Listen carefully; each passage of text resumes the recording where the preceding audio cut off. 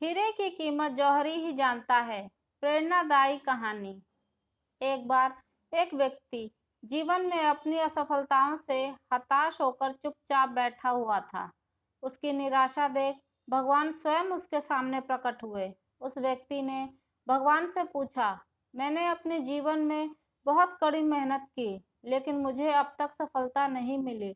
लगातार असफलता ही प्राप्त हो रहा है। अब आप ही बताइए कि मेरे जीवन की क्या कीमत है। इस पर भगवान मुस्कुराए और मुस्कुराते हुए उसे एक लाल चमकदार छोटा सा पत्थर थमा दिया।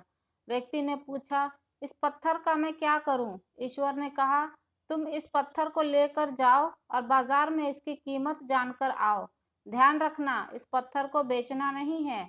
ईश्वर के कहे अनुसार वह व्यक्ति उस लाल चमकदार पत्थर को लेकर बाजार में उसकी कीमत ज्ञात करने निकल पड़ता है। सबसे पहले उसे राह पर एक संतरा बेचने वाला आदमी दिखता है। वह सबसे पहले उस आदमी के पास जाता है और पूछता है, भाई, तुम इस लाल रंग के पत्थर का क्या कीमत दोगे? संतरे वाला पत्थर के सुंदर रंगों को देखकर कहता है, तुम इस पत्थर के बदले में मुझसे 5-6 संतरे ले जा सकते हो। व्यक्ति ने कहा कि मुझे तो इस पत्थर को बेचना नहीं है। यह कहकर वह आगे बढ़ जाता है। आगे राह में उसे एक सब्जी वाला दिखता है। उस सब्जी वाले से पूछता है कि भाई, तुम इस लाल रंग के पत्थर को कितने में खरीदोगे? सब्जी वाला भी उस पत्थर की खूबसूरती से आकर्षित होकर कहता है कि तुम्हें इस पत्थर के बदले में मैं 1 बोरा आलू दे सकता हूँ। बताओ, बेचोगे इस पत्थर को? व्यक्ति कहता है, नहीं, मुझे इस पत्थर को बेचना नहीं। अब वह व्यक्ति सीधे एक सुनार की दुकान चला जाता है। सुनार के दुकान में बहुत बेशकीमती खूबसूरत गहने पड़े होते हैं। वह व्यक्ति अब उस सुनार को पत्थर दिखाते हुए पूछता है कि इस पत्थर की कीमत क्या लगाओगे? सुनार बहुत ध्यान से उस पत्थर को देखता है। अंत में वह कहता है कि इस पत्थर के बदले में मैं तुम्हें 1 करोड़ रुपए दे सकता हूँ। लेकिन वह व्यक्ति बोलता है कि मुझे इस पत्थर को नहीं बेचना। सुनार को लगता है कि शायद दाम कम बता रहा हूँ, इसीलिए वह पत्थर बेचने से मना कर रहा है। इसलिए सुनार पत्थर की कीमत बढ़ाकर 2 करोड़ कर देता है। लेकिन वह व्यक्ति तब भी यही कहता है कि मैं इस पत्थर को बेच ही नहीं सकता। सुनार के दुकान से निकलकर वह व्यक्ति अब हीरे की दुकान में घुसता है, जहां पर बहुत बेशकीमती रत्न पड़े हुए थे। व्यक्ति हीरे के दुकानदार को पत्थर दिखाते हुए इसकी कीमत पूछता है। हीरे का व्यापारी लगभग 10 मिनट तक पत्थर को बहुत ही बारीकता से जांच करता है और अंत में वह एक मलमल के कपड़े पर उस पत्थर को रखकर उसके सामने अपना सिर टेक लेता है। व्यक्ति पूछता है कि इसकी कीमत कितनी है? तब हीरे का व्यापारी कहता है, अरे भाई, तुम्हें यह कहाँ से मिला? ये तो दुनिया की अनमोल रत्न है, जिसे अगर दुनिया की पूरी दौलत लगा दो तब भी खरीदा नहीं जा सकता।